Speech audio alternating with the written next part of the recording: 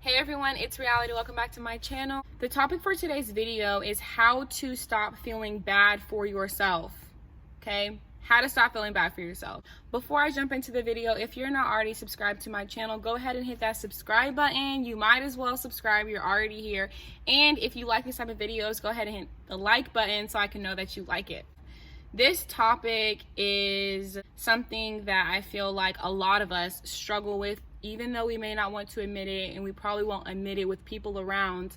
But I think a lot of us can agree that we have felt bad for ourselves a lot. And it's probably affected you in more ways than you even notice. I definitely struggled with feeling bad for myself in the past, and boy, oh boy, did it have a huge impact on me and my life. So what better way for me to explain my topic than to talk about myself and my own struggle with this first. Okay, I thought that he ran into something. So I did go to a 4-year university. I was in college and I got my bachelor's degree in biology. So I was there for 4 years, and out of the entire 4 years that I was an undergrad, I was not fulfilled. I was not happy with my degree choice. I wasn't happy with my major. So I really felt stuck in my degree. I really just had my major or did my major because everyone else told me that it was a really good major and that I was good at it.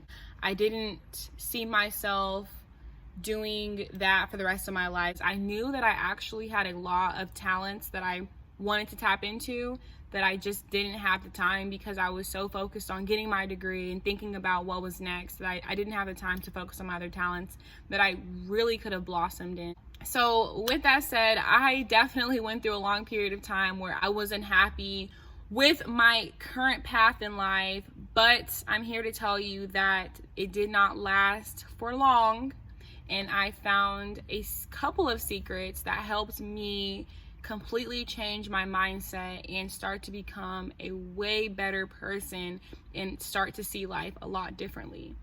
So before I talk about how I stopped feeling bad for myself, I want to give you a few more examples on why we feel bad for ourselves. I think the biggest reasons that we feel bad for ourselves involves love. It's because we look up and we see everyone around us seeming to be in a happy and healthy relationship, or it's the complete opposite and we're in a relationship that we feel stuck in because we've been with this person for so long, and there's no other reason for us to leave besides the fact that we just want to leave and we're not happy there, but we know it would break the person's heart, so we stay and we start to feel bad for ourselves in the situation that we're in. Another reason that we feel bad for ourselves, a big reason, is past trauma. Traumatic experiences could mean, ranging from very minor events in your life to catastrophic events that completely change your life. All of these, in my opinion, anything that brings a bad or negative change in your life, or it's a bad and negative experience, is to me considered a traumatic experience. So those things hold us back from achieving a lot of other things in life, so we start to feel bad for ourselves. Even though all of these reasons are real and they really do happen, I'm here to tell you that that is not a reason for you to feel bad for yourself. So the first thing that I did when I was going through this was I recognized that I was feeling bad for myself. It's not a time for you to be fake and act perfect and be in denial. It's not that time. It's time for you to own up and realize that I've been throwing myself a pity party. I think the best way, no matter what happens, even if other people are involved, you always have to hold yourself accountable, because 9 times out of 10 you had something to do with it. There was something you could have done to change the outcome. So always holding yourself accountable, because then that gives you all your power back. Once we acknowledge that we are feeling bad for ourselves, that's great, because now we can stop because we don't want to spend any more energy on the situation, because it's not about the situation, it's about how you deal with it. So once we've acknowledged the situation and we've put our energy into doing only that, then all of the rest of our energy goes into fixing it, because we don't want to let it consume us. We want to let it pass through us. So for my personal situation, whenever I stopped focusing on the problem and I started focusing on the solution, I started to feel so much lighter. Like every day, I didn't feel like I was carrying baggage from other situations, from past situations, I feel like I had more freedom to live carelessly. Like, I mean, simply not letting things consume you, I feel like you don't have this bad image of yourself anymore. You can literally feel like invincible. You feel like you can do anything. No one's ever going to say anything or do anything that could discourage you, because even if they do, it was up to you to let that stick and to let that define you. Letting those situations consume you, you will literally make it your identity.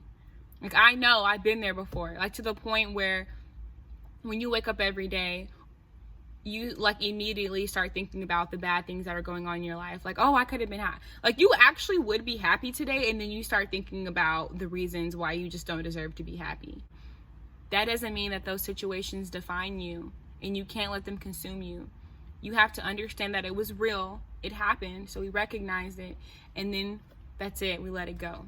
We let it go and move on. Some of the most positive people and the most optimistic and hardworking people that do it naturally are people that do not take things personally. They don't take challenging situations personally. When something happens to them, or they get critiqued, or they just didn't do well enough, okay, I'll do better next time. They don't let it consume them. It's out the door. It's a new day. What you're going to do from now on, and what you're always going to do whenever something happens to you, your initial reaction, no more. It's not going to be to feel bad for yourself. You're going to look at the situation, acknowledge it, and then you're going to put all of your energy into finding a solution, and that's it. So with that said, I hope that from now on you never ever feel bad for yourself, and you only let situations pass through you, and you never let them consume you. Thank you so much for watching this video. If you have any experiences that you want to share, or you just want to communicate in the comment section, go ahead and send me a comment. I would love to talk to you there. And again, if you're not already subscribed to my channel, go ahead and hit the subscribe button. I would really love and appreciate having you as a subscriber, and I'll see you guys on the next video.